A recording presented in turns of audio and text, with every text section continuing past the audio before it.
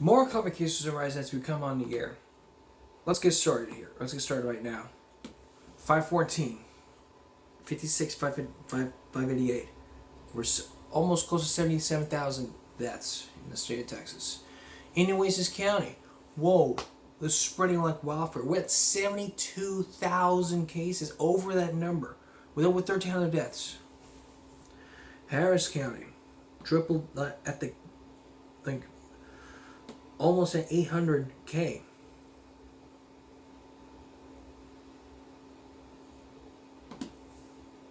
Our local schools.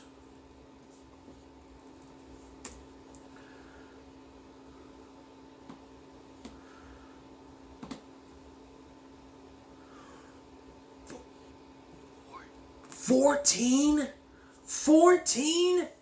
high school staff has 1, junior high is 7, 8 for intermediate, 2 for elementary, 5 for primary, 2 for primary student staff has 2, 6 for ECC, and the staff has 0. Intermediate staff has 0, 7 the junior high students. God. If I was out of this quarantine, what I would do is talk with police officers and say, hey, get your shit together. Find a way. You're almost doing. Yesterday you were at 20.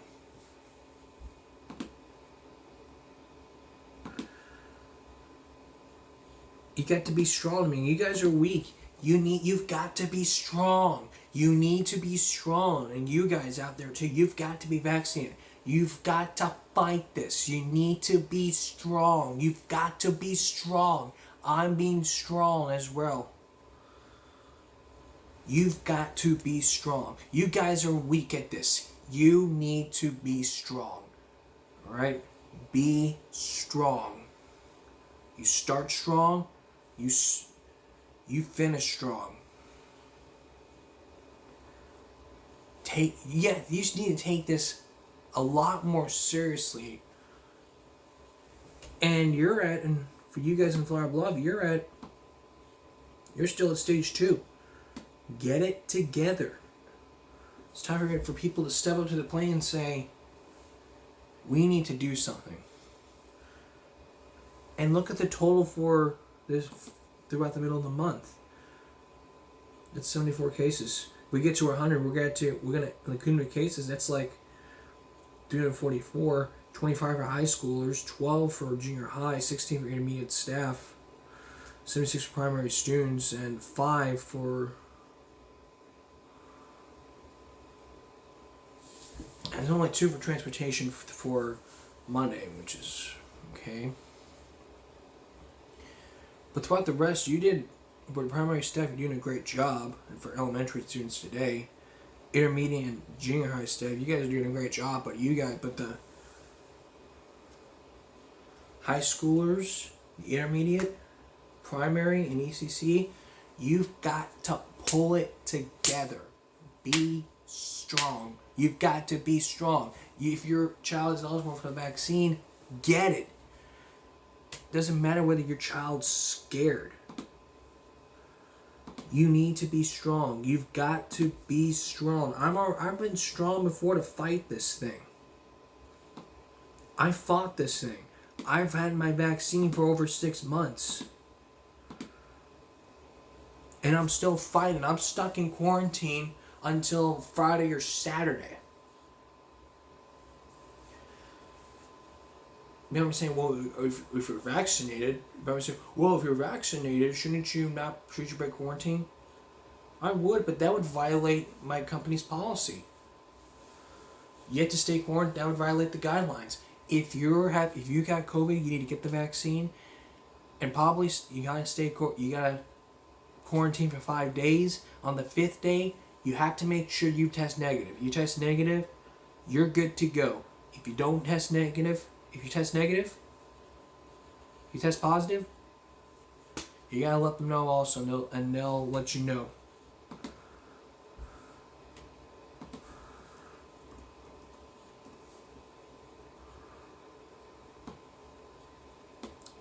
But in the meantime, we need to follow these tips.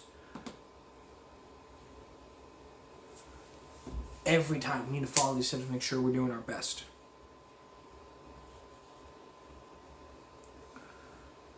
Make sure that if you get masks, extremely important, right at the nose, not down here, nor down here.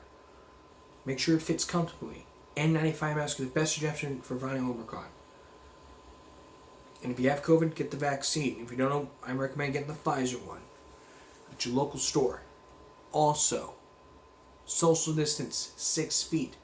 And also another thing, if you're subject to quarantine for a minimum of 5 days, according to the CDC. Wash your hands to kill the spread of germs.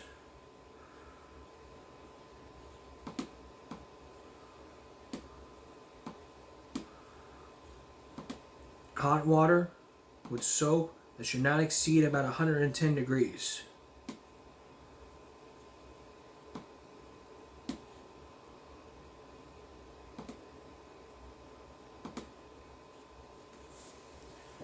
Extremely, very important you follow these tips. If you ride transportation, it's the same thing. Masks, social distance. If your child's under 2, no masks. If your child at 5 years old, they're eligible for the vaccine. At 12, they're eligible for the boosters. If you have a medical condition where you can't wear a mask, let them know beforehand. Extremely, very important. I take this very, very seriously, and you should too. This is spreading like wildfire. If we don't do something fast, we're going to end up going back to square one. We have to shut down the schools and go back to what the governor is saying. We haven't heard of Governor Gay about the Omicron, so we'll find out what he has to say. But in the meantime, we got to go to break here. Coming up, Fox 2 Detroit. Coming up. Students will resume class after Oxford school shooting. And News Nation Now will speak with 2 of the survivors who are suing the school district.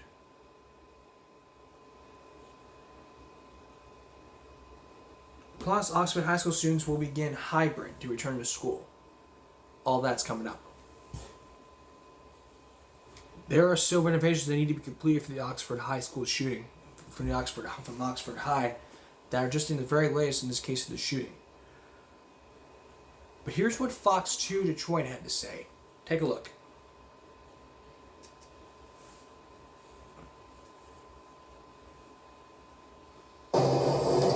It's good, baby steps getting the kids back into school. A major step on Tuesday for Oxford to heal after the tragic shooting back on November 30th. The high school kids' first day back to school. A lot of them probably still have the trauma of everything that went on, So true. And due to the sensitivity surrounding the return to school, Oxford Community Schools requested, and we at Fox 2 respectfully gave the students their privacy. Getting them little by little back into their routine will help, I think. So the students will not return to the high school, but to the middle school on a hybrid schedule, at least until January 21st, while the high school undergoes some renovations. That's going to be like a week or two. Designing it is kind of cool because it's new. It'll take away some of the bad memories the kids have of certain things that were there, Maybe it'll help them forget and heal and like a new beginning, I guess. If you drive around the neighborhood, I was in Ortonville yesterday going to a dentist.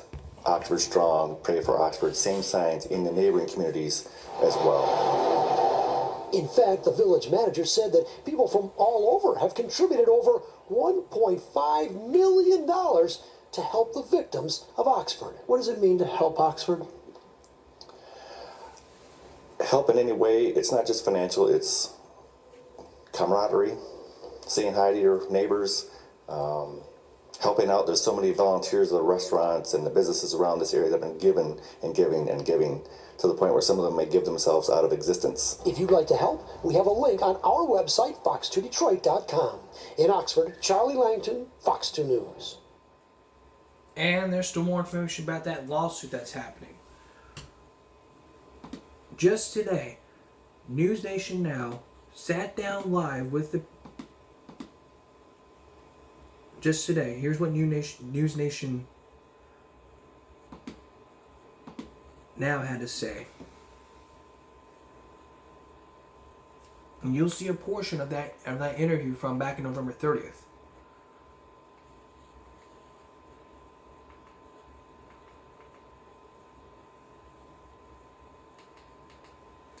Take a look.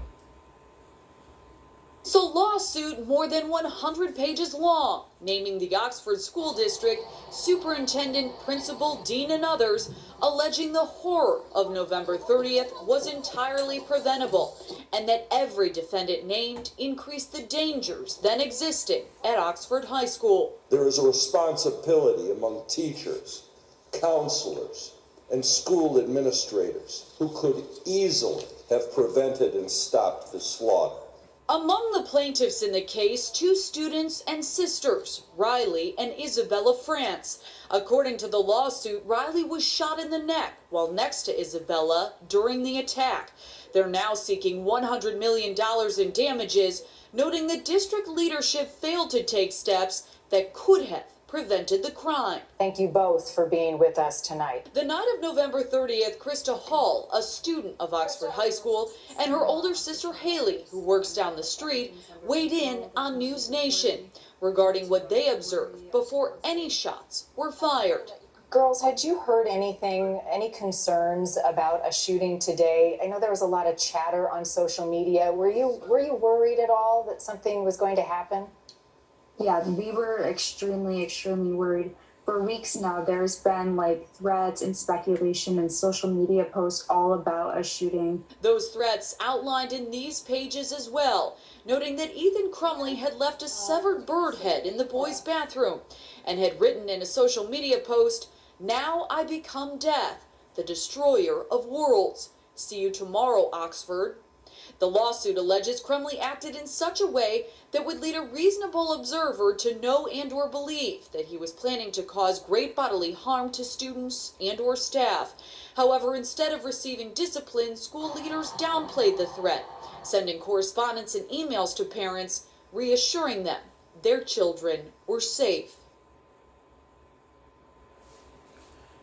And that's the reason why this lawsuit's in place. I mean, discipline needs to be taken. If your child is threatening the school, discipline needs to be taken. Every school takes threats like this very seriously. And after the shooting, there's been a lot of threats happening. It's been all over the news.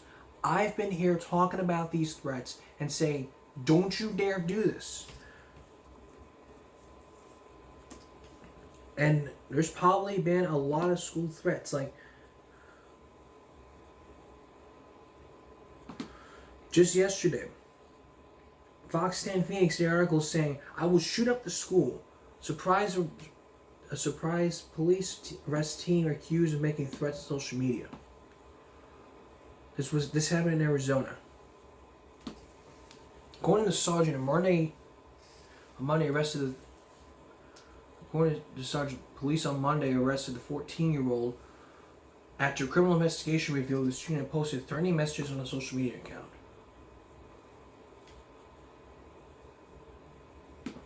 The teen was arrested and booked into the juvenile detention center. This type of activity is not funny, it's not a joke or a prank, according to the police chief. Threats of violence against our schools will not be tolerated. If you make a threat against our schools, we will find you and you will be arrested.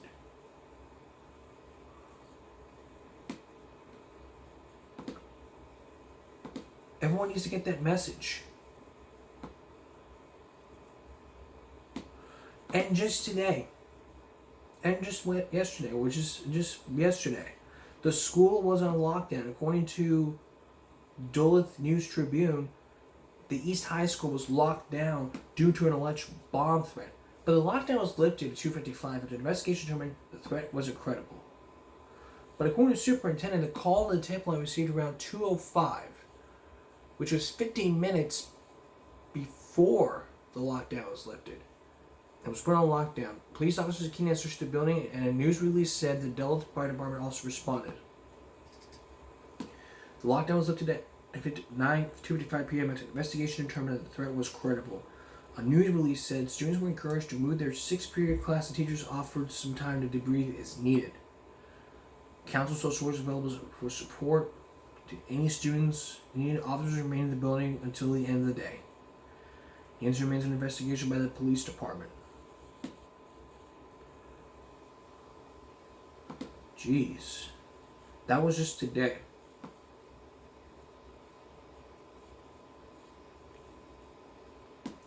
And also today in Rutherford County, Tennessee, a student was charged with making a threat against Oakland.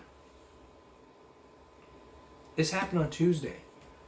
The sheriff's office said a 15-year-old male student was charged with making a false report and was taken to the juvenile detention center. He told other students on social media wanting to get out of class. He had no intention of harming anyone at the school, according to the detective. The school administration received reports from students who had seen a threat on social media Tuesday morning that named it Oakland High School.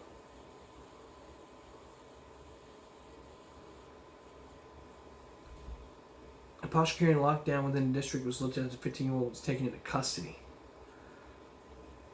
The student recommended to an alternative school according to the threat. The school resource officers dispatches who fielded parents' calls to investigate every matter to ensure the safety. Again, all schools don't tolerate this. You want to get out of class to do something, it's your choice to make. And in Los Angeles, there was a bomb threat that was shut. A bomb threat shuts down the medical school in Wilbur.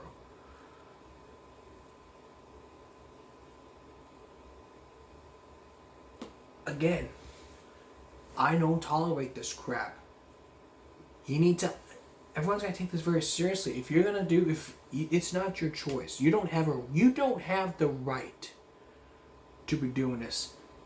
I went to school in Fire Bluff. My friends went to school in Fire Bluff. My brother went to school in Fire Bluff. My sister went to school in Fire Bluff. We don't need this kind of crap happening. And you self-righteous, I don't care about school. I want to get everyone out of class. No one does not have the right to post threats on my streets, in my old school. None of you do. You have no right at all. You're concerned about this? Talk with your teacher. Do something. Threatening to bring a gun to school is not going to solve the problem. It's going to make things worse. A lot worse. And these threats continue to happen. I'll be here. Even if I have to do this another day. If I have to be, I will be here. Every day reporting this. Because this is real. This is the reason why I'm doing 5 days a week on this show. To help you guys understand that these threats are real. And all school districts take it very, very seriously. Very seriously.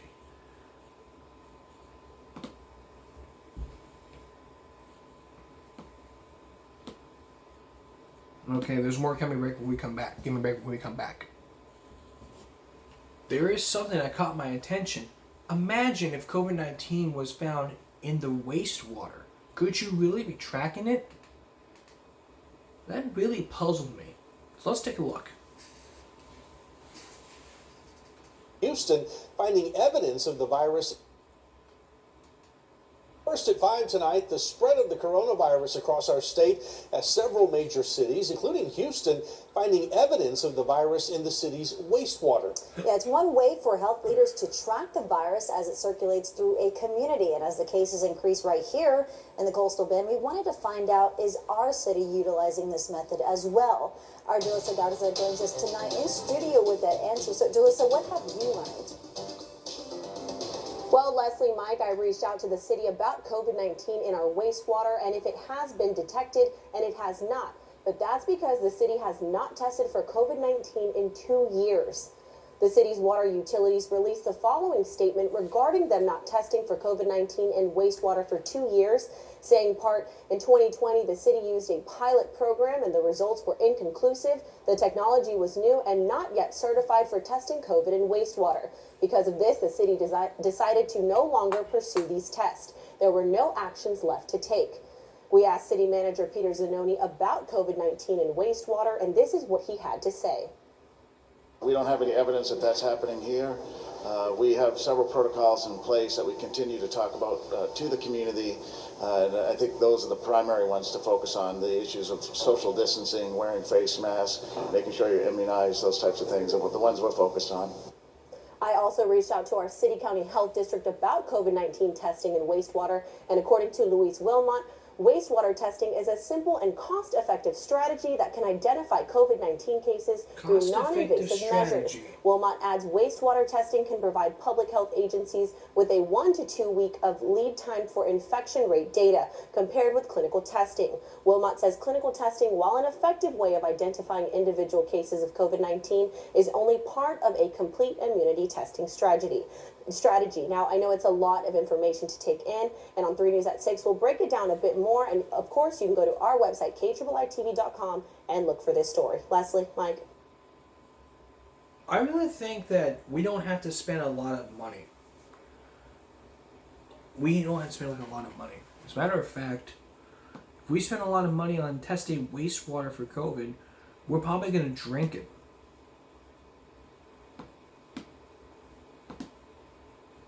Probably gonna end up drinking and then we could get COVID.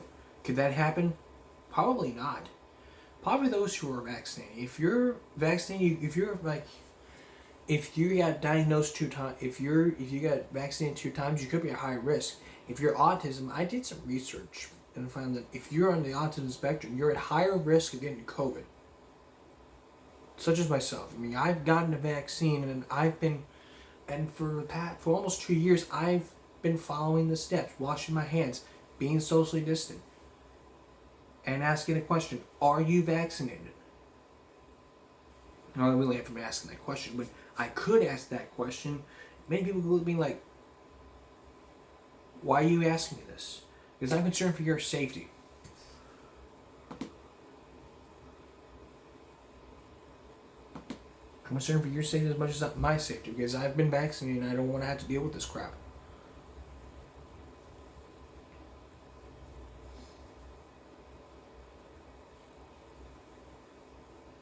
So, if the wastewater has COVID, don't drink it. Throw it away, discard of it, do whatever you need to. Try to understand that we're being safe as we approach this year. And so if I break quarantine, then it's going to get worse for me. I'll be back in a moment. Doing drugs in our schools. I know what's wrong about this, but tomorrow on this broadcast, we're going to look at some stories from Austin FFA, or he's called himself Luna, from his channel, about his stories. I may play one or two of his stories and give you my opinion about it. But drugs are bad. You shouldn't do drugs. I did a whole week about Red River Week months ago. Hopefully that'll send you the message. That's all of his edition of Give Me a Break Tuesday going to Wednesday. We'll see you again for Give Me a Break Wednesday. For all of us here at YouTube, have a good night.